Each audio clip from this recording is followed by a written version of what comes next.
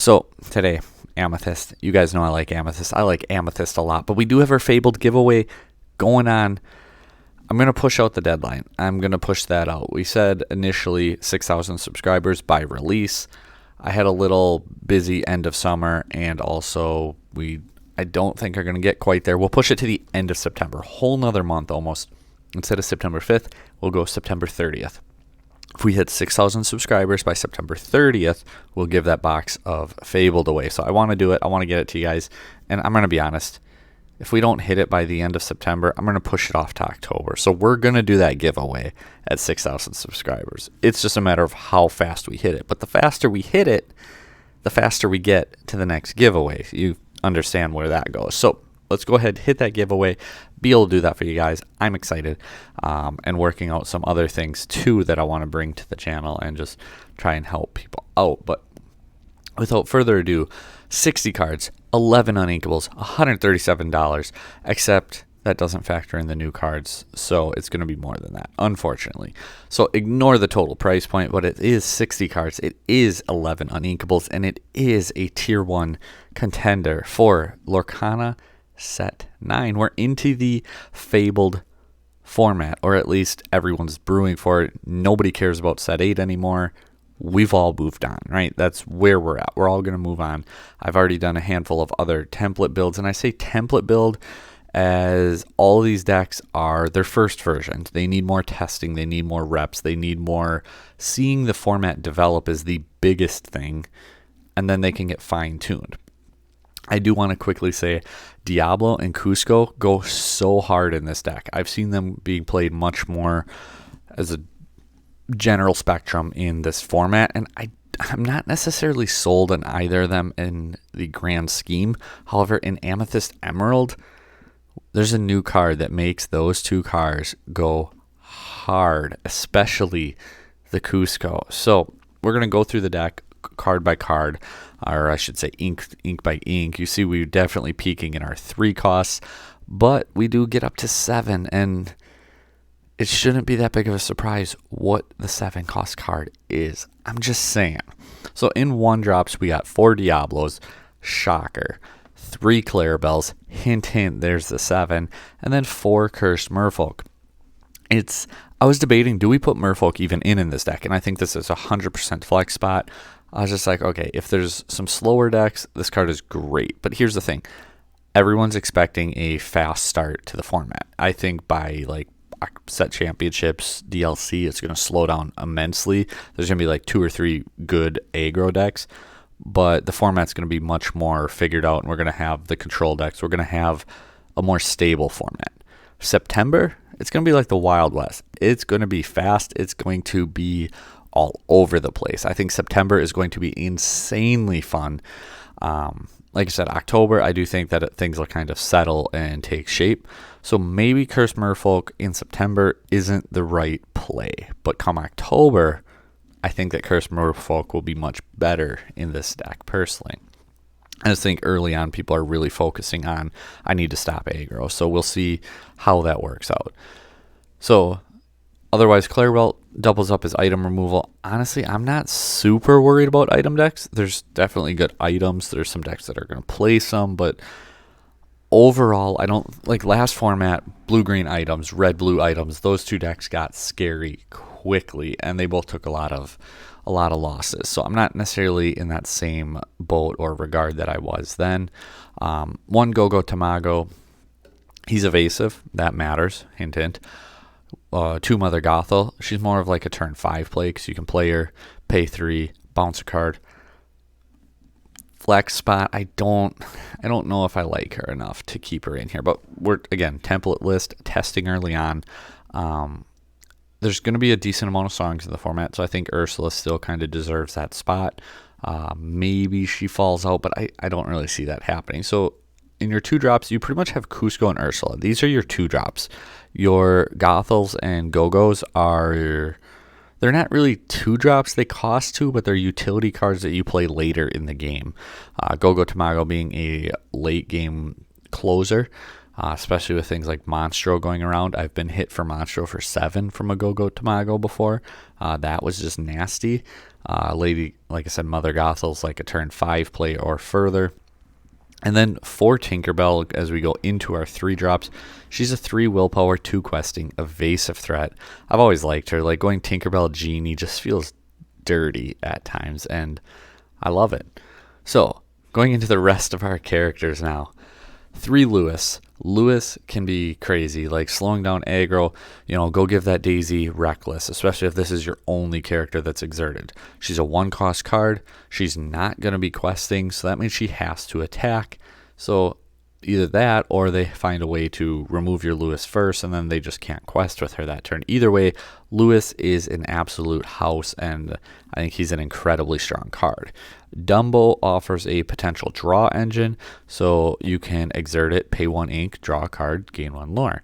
And all your other characters with evasive gain this ability, which means Genie, Go-Go, and Tinkerbell. So all of a sudden, we're playing 16 evasive characters. All 16 of them gain that ability when they're on the board with Dumbo. So you have a lot more potential draws. Genie already draws you on play as well, and Dumbo giving that other one. And you might say, why wouldn't I just quest for 2 instead of paying to draw and get a lore? Well, sometimes you need the card in your hand, so at the cost of 1 ink and 1 lore, you also get a card in your hand. Sometimes it's not going to be the right place. Sometimes you're going to just quest with it, and that's fine. You don't have to exert and use the ability. It's just a potential draw engine. And I think that Dumbo just really in this deck fits super cleanly, super nicely. And then the green Genie, well, this character's exerted, your other characters get +2 strength, which means they kind of have to deal with this card first.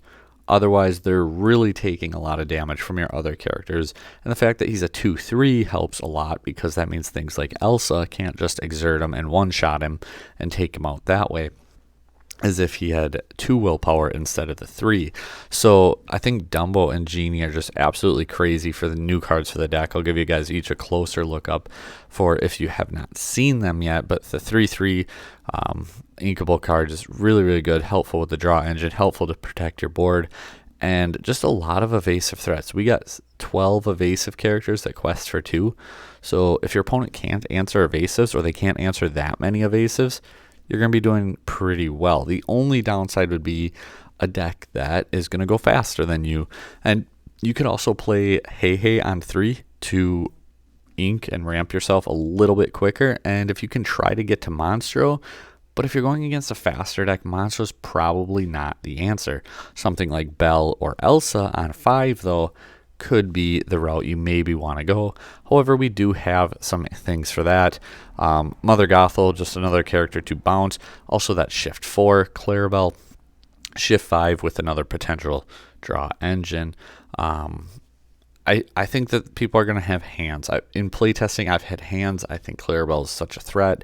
Playing against green decks, I'm like, okay, are they going to have Clarabelle? Because how do I dump my hand? How do I play around Clarabelle most effectively? And I've seen people say that they don't think she'll be that good this format, and I can't agree with that. I think that she's absolutely incredible this format.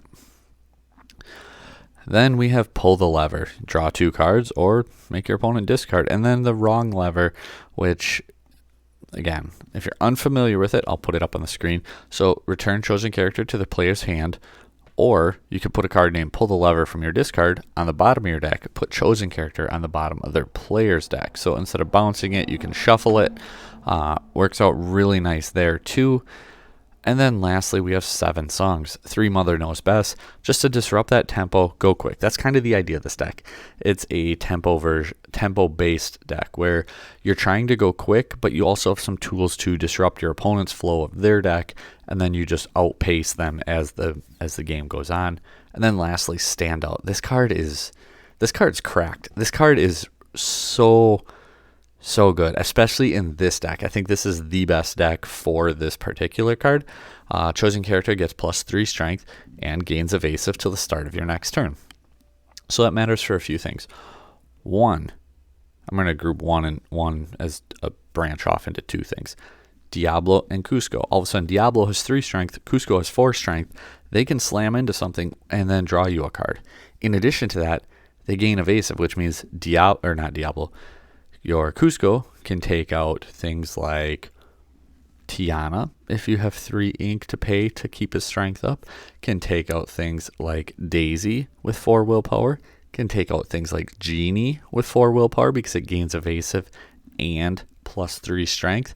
In addition to that, if you have a character that, say, already has, say, 2 strength and you want to take out a 2 strength character, well, you can just do this, give it 3 strength. Now Tiana's -3 isn't going to be as impactful, like if you want to take out a lady or something in that regard. So I think there's so much utility here. And lastly, they have evasive now, which means you can, say, sing this, play this, give a character evasive. If you have Dumbo on board, now you can pay 1, exert them, draw a card, gain a lore. So lots of nice little niche uses for this.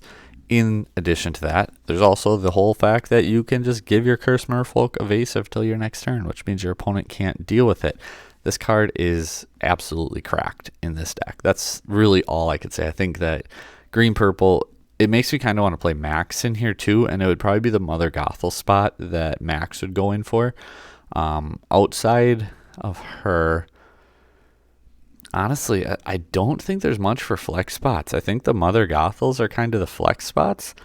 Otherwise, this deck, I actually feel super confident in as far as the overall list goes. Again, not to say it won't get tweaked or changed as the format kind of fluctuates, but I'm excited for it. And just like Amber Steel Aggro, just like Blurple, this is another deck that I have as a tier 1 contender that you definitely need to look out for as you go to your events and to your set championships in October, or if you're going to Milwaukee. I definitely think it's a deck that you need to get some reps in both with and against.